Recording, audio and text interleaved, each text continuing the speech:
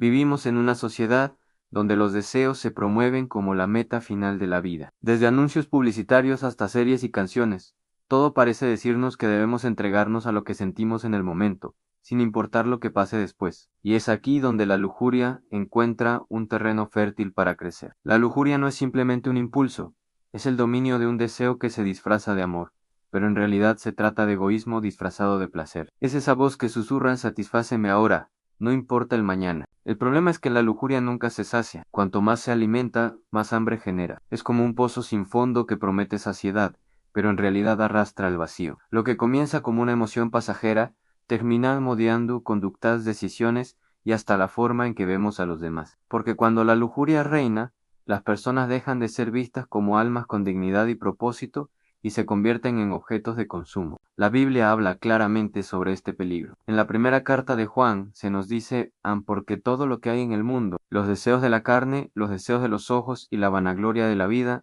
no proviene del Padre, sino del mundo. La lujuria no es algo que solo daña el cuerpo o la mente, va mucho más allá, afecta al alma, y cuando la dejamos crecer, nos encadena de formas que muchas veces no notamos hasta que es demasiado tarde. Piénsalo así, en el placer momentáneo puede durar segundos, minutos o quizás algunas horas, pero sus consecuencias pueden perseguirnos durante toda la vida. Historias de familias destruidas, de personas que perdieron carreras prometedoras, de jóvenes que cayeron en adicciones por no saber controlar sus impulsos. Todo empieza en ese instante en que se decide alimentar un fuego que no trae luz, sino humo y cenizas. La lujuria ofrece una falsa libertad, promete que puedes hacer lo que quieras, cuando quieras, con quien quieras, pero en realidad lo que entrega es esclavitud a un ciclo de insatisfacción, a un vacío que nunca se llena, a una ansiedad que nunca se calma. Y lo más peligroso aún, nos aleja del propósito verdadero para el cual fuimos creados. Cuando buscamos placer inmediato sin pensar en lo eterno, estamos vendiendo un tesoro celestial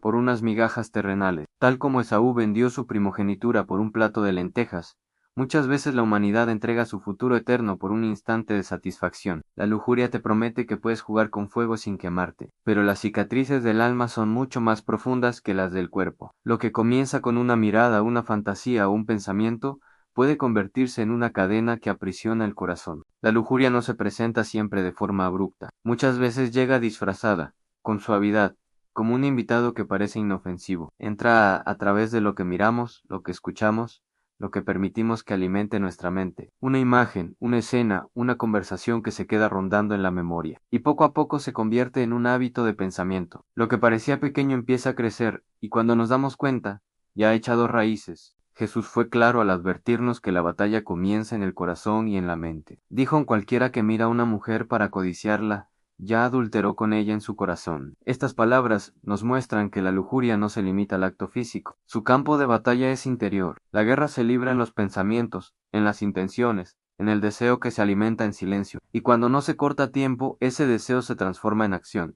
y la acción en consecuencia. El enemigo sabe que la lujuria es una de las armas más poderosas para destruir vidas. Por eso la promueve de tantas maneras. No es casualidad que los medios de comunicación estén cargados de sensualidad, que la industria del entretenimiento normalice el uso del cuerpo como mercancía, o que las redes sociales alimenten la comparación constante y el deseo de atención. Todo esto crea un ambiente donde la lujuria parece normal, incluso aceptada, pero lo que es normal para el mundo no siempre es correcto ante Dios. Lo más trágico es que la lujuria promete intimidad, pero en realidad roba la capacidad de amar, porque amar es dar, mientras que la lujuria solo quiere tomar. El amor busca el bienestar del otro, pero la lujuria busca su propia satisfacción. Por eso, cuando alguien se deja dominar por este deseo, se vuelve incapaz de ver a las personas como lo que son, seres valiosos creados a imagen de Dios. Las consecuencias no siempre se ven de inmediato. A veces, después del momento de placer, viene el vacío, la culpa, la ansiedad, y si no se rompe el ciclo, cada vez se necesita más para intentar llenar ese hueco que nunca se satisface. Es un círculo vicioso que puede arruinar relaciones, destruir la confianza y apagar la fe. El apóstol Pablo nos recuerda que el cuerpo no fue creado para la inmoralidad, sino para glorificar a Dios. Somos templos del Espíritu Santo. Y cuando dejamos que la lujuria gobierne, contaminamos ese templo. No solo ponemos en riesgo nuestra paz interior, sino también nuestra comunión con aquel que nos creó. Por eso es tan importante abrir los ojos. No se trata de vivir con miedo, sino con conciencia. Saber que la lujuria es como una serpiente se mueve silenciosa, espera el momento oportuno y muerde cuando menos lo esperamos. Y sus colmillos dejan veneno que afecta no solo esta vida, sino también la eternidad. La lujuria no se presenta siempre de forma abrupta. Muchas veces llega disfrazada, con suavidad, como un invitado que parece inofensivo. Entra a través de lo que miramos, lo que escuchamos, lo que permitimos que alimente nuestra mente. Una imagen, una escena, una conversación que se queda rondando en la memoria y poco a poco se convierte en un hábito de pensamiento. Lo que parecía pequeño empieza a crecer y cuando nos damos cuenta ya ha echado raíces. Jesús fue claro al advertirnos que la batalla comienza en el corazón y en la mente. Dijo: en cualquiera que mira a una mujer para codiciarla,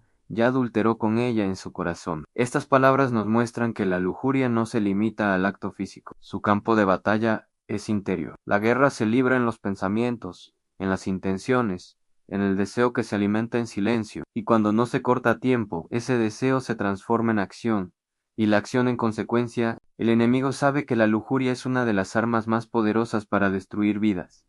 Por eso la promueve de tantas maneras. No es casualidad que los medios de comunicación estén cargados de sensualidad, que la industria del entretenimiento normalice el uso del cuerpo como mercancía, o que las redes sociales alimenten la comparación constante y el deseo de atención. Todo esto crea un ambiente donde la lujuria parece normal, incluso aceptada. Pero lo que es normal para el mundo no siempre es correcto ante Dios. Lo más trágico es que la lujuria promete intimidad, pero en realidad roba la capacidad de amar, porque amar es dar, mientras que la lujuria solo quiere tomar. El amor busca el bienestar del otro, pero la lujuria busca su propia satisfacción. Por eso cuando alguien se deja dominar por este deseo, se vuelve incapaz de ver a las personas como lo que son, seres valiosos creados a imagen de Dios. Las consecuencias no siempre se ven de inmediato. A veces, después del momento de placer, viene el vacío, la culpa, la ansiedad, y si no se rompe el ciclo, cada vez se necesita más para intentar llenar ese hueco que nunca se satisface. Es un círculo vicioso que puede arruinar relaciones, destruir la confianza y apagar la fe. El apóstol Pablo nos recuerda que el cuerpo no fue creado para la inmoralidad, sino para glorificar a Dios. Somos templos del Espíritu Santo. Y cuando dejamos que la lujuria gobierne, contaminamos ese templo. No solo ponemos en riesgo nuestra paz interior, sino también nuestra comunión con aquel que nos creó. Por eso es tan importante abrir los ojos. No se trata de vivir con miedo, sino con conciencia. Saber que la lujuria es como una serpiente se mueve silenciosa, espera el momento oportuno y muerde cuando menos lo esperamos. Y sus colmillos dejan veneno que afecta no solo esta vida, sino también la eternidad. Muchos se preguntan: ¿cómo puedo librarme de la lujuria si parece tan fuerte? La respuesta no está en la fuerza de voluntad humana, sino en la transformación del corazón. Intentar vencer la lujuria solo con disciplina es como tratar de apagar un incendio con un vaso de agua. Puede que funcione por un momento, pero tarde o temprano las llamas volverán a encenderse. Lo que realmente apaga ese fuego es una nueva fuente de amor, un amor más grande, más puro y más fuerte que cualquier deseo momentáneo. Ese amor es el amor de Dios. El apóstol Pablo escribió: andad en el Espíritu, y no satisfagáis los deseos de la carne. Aquí se encuentra la clave. No se trata solo de decir no a la lujuria, sino de decir sí a algo mucho mejor. Cuando llenamos el corazón con la presencia de Dios, con su palabra y con su propósito, los deseos desordenados pierden fuerza. La oscuridad siempre se desvanece cuando entra la luz. Pero este proceso no es automático. Requiere decisiones conscientes, el elegir lo que miramos, lo que escuchamos, lo que pensamos. La mente es como un jardín, y lo que sembramos en ella tarde o temprano dará fruto. Si sembramos imágenes y pensamientos de lujuria, recogeremos cadenas y dolor. Si sembramos verdad, pureza y gratitud, recogeremos libertad y paz. Cada elección diaria es una semilla que determina el tipo de vida que construiremos. Otra clave es reconocer la importancia de la comunidad. La lujuria se alimenta en lo secreto, en el silencio y en la vergüenza. Rompe esas cadenas cuando decidimos hablar, pedir ayuda y buscar apoyo en personas de fe que nos animen a seguir firmes. No fuimos creados para luchar solos. Necesitamos rodearnos de quienes nos recuerden nuestro verdadero valor y nos ayuden a mantenernos en el camino correcto. No olvidemos tampoco la importancia del arrepentimiento. La lujuria deja cicatrices, pero ninguna herida es tan profunda como para que Dios no pueda sanarla. Su perdón restaura, limpia y nos da una nueva oportunidad. El arrepentimiento sincero no es solo sentir culpa, sino decidir cambiar de dirección, volver al Padre y permitir que su gracia nos levante. El enemigo quiere que creamos que ya no hay salida, que estamos demasiado atrapados, que no hay esperanza. Pero esa es su mentira más grande. Siempre hay una salida en Cristo. No importa cuán fuerte haya sido la caída, la puerta del perdón sigue abierta, y cuando alguien se rinde a Dios, incluso las cadenas más pesadas pueden romperse. La lucha contra la lujuria no es solo un tema personal, también es un tema espiritual. Cada vez que elegimos obedecer a Dios, en lugar de ceder al impulso, estamos declarando que creemos más en su promesa que en las mentiras del enemigo. Estamos diciendo, prefiero un gozo eterno que un placer pasajero. Esa decisión, aunque parezca pequeña, tiene un peso eterno. El problema es que el mundo ha normalizado la lujuria. Nos dice que es algo natural, que no tiene consecuencias, que todos lo hacen y que no hay nada de qué preocuparse. Pero la palabra de Dios nos advierte que lo que el mundo aprueba no siempre es lo que conduce a la vida. De hecho, el apóstol Santiago explica que cada uno es tentado cuando de su propia concupiscencia es atraído y seducido. Entonces la concupiscencia, después que ha concebido, da a luz el pecado, y el pecado, siendo consumado, da a luz la muerte. La muerte de la que habla no siempre es inmediata ni física. A veces se manifiesta como la muerte de la confianza, de la paz, de la pureza del corazón. Es una muerte lenta que va apagando la luz interior hasta dejarnos en oscuridad. Por eso, la advertencia es clara: no podemos jugar con la lujuria sin que deje huella. Ahora bien, no todo es advertencia. Dios nos llama a algo más grande, a vivir en santidad. Y la santidad no es una carga imposible,